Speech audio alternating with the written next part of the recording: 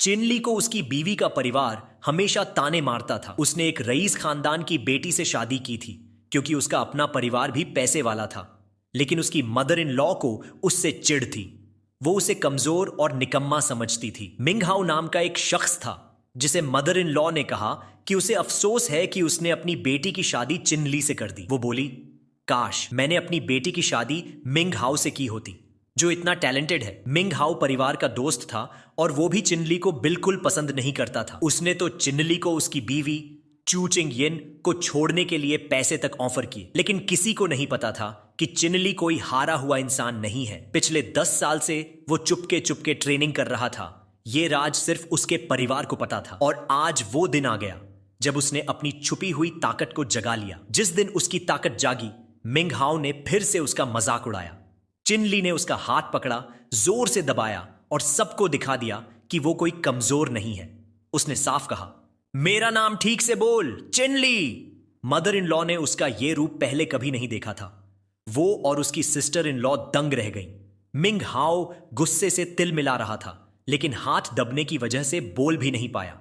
Mother in law झगड़ा शुरू करने को तैयार थी, तभी चिनली का फोन बजा। फोन पर परिवार की कंपनी से बुरी खबर थी। कुछ बड़ा हुआ था। चिनली ने ध्यान से सुना क्योंकि उसकी बीवी वहां काम करती थी। उसने फोन छीन लिया और पूछा, क्या हो रहा है? ये देखकर चूतान, जो हमेशा घमंडी और बिगड़ैल थी, चुप हो गई।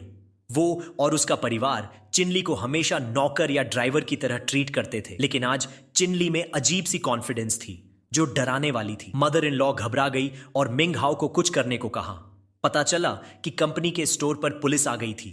मिंग हाउ घबराया, लेकिन डींग मारी कि उसके पॉलिटिकल दोस्त सब ठीक कर देंगे। स्काई ईगल कंपनी में एक औरत हंगामा मचा रही थी। वो चिनली की बीवी की तरफ इशारा करके चिल्ला रही थी, तुमने मेरा चेहरा खराब कर दिया, अब तुम लोग इसकी कीमत चुकाओगे। चू चिंग यिन चुप रही। औरत ने 10 लाख रुपए मुआवजे की मांग की। ये कोई छोटी रकम नहीं थी।